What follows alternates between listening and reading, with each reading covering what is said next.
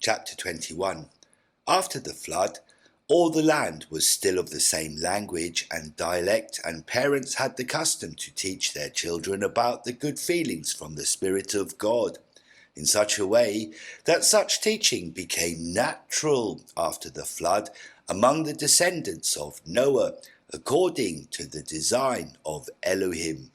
But it came to pass that one of the descendants of Ham, under the influence of Satan, sought in his heart to have full control over the children of men, entering into the towns and villages, killing men and taking captive children and women, and enslaving all those who did not agree with his command.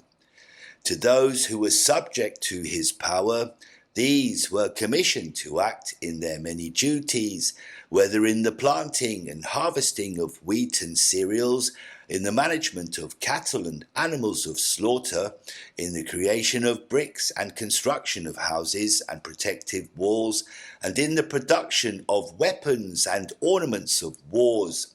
And the most robust and active were commissioned to be in the military service, because they settled in a valley in the land of Shinar.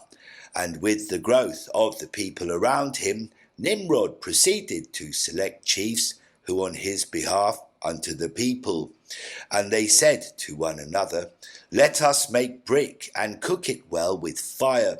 And they said, Let the people of Shinar come. Let us build ourselves a city and a tower, whose summit shall rise up very near the heaven, where we may establish a door for the promised descendant to enter the dwelling of God. And let us make a name for ourselves, that we may not be scattered throughout the face of the whole earth, but be remembered by generation after generation, while the fated seed is with us, even Nimrod, the mighty among the children of men. With the propagation of the word that the promised descendant was in the world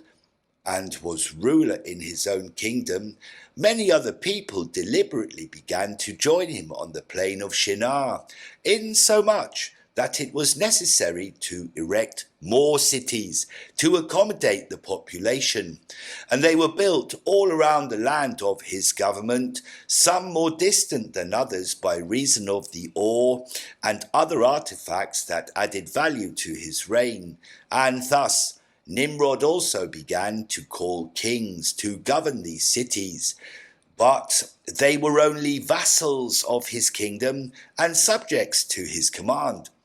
The men at that time knew very well that Elohim had made a promise to his descendant, but no one knew how and when his descendant would come to reign among the sons of Adam.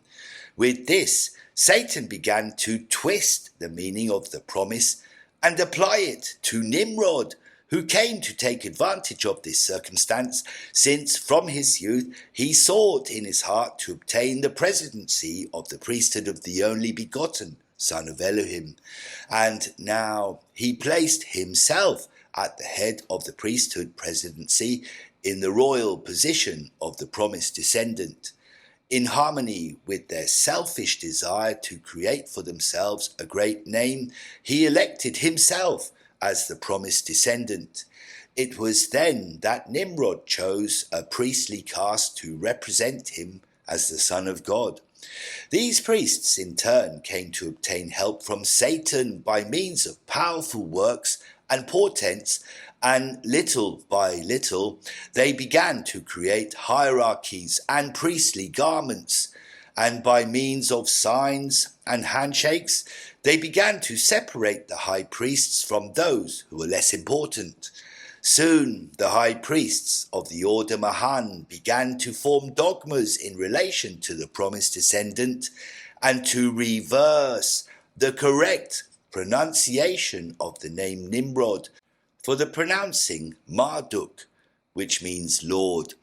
In these days, when Nimrod succeeded in promoting false self-worship as the promised descendant, he and his confederates began spreading their priestcraft through the land to keep the absolute control of the children of men. And this secret in which he is Lord of this great secret and high priest of the Mahan order, therefore Marduk was known only among the priestly caste. He knew that the gifts of the spirit of Elohim were pure and elevated feelings, and that they had been passed on from father to son since the days of Noah.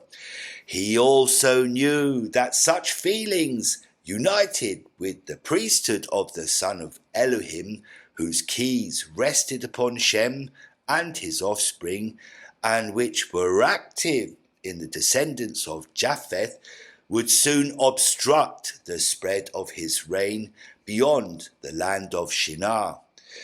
With this, he proposed that a school of wisdom should be instituted in the cities he built, where the children of all peoples of the earth would receive instruction at the highest level, improving their knowledge in writing, in astrology, mathematics, architecture, construction, music, and religion.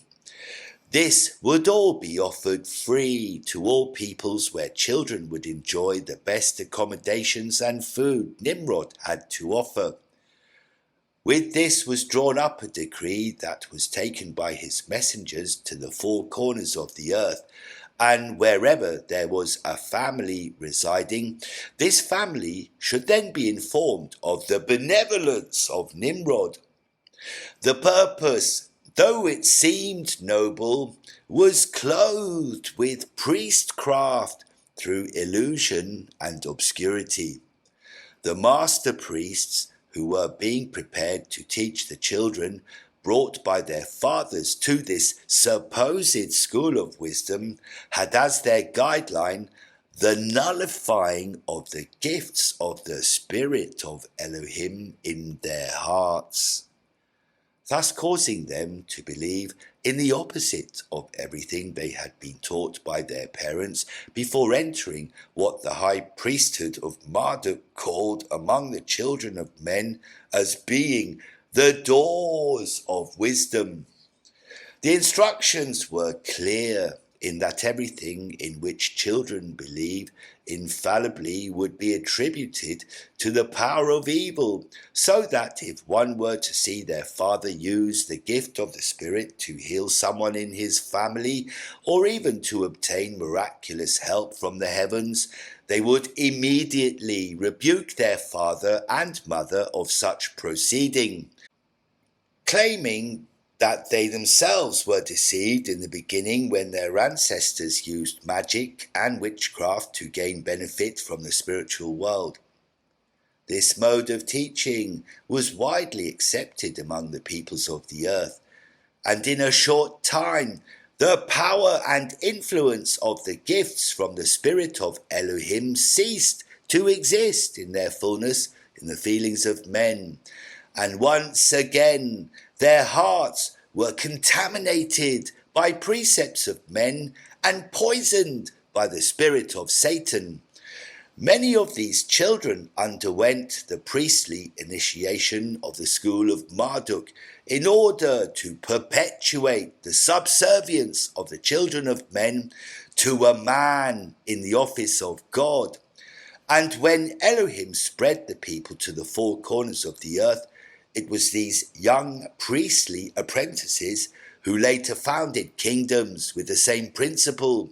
wherein a man was venerated as the son of God or of the gods, because there was a mixture of doctrines between the people that were gathered together in the land of Shinar.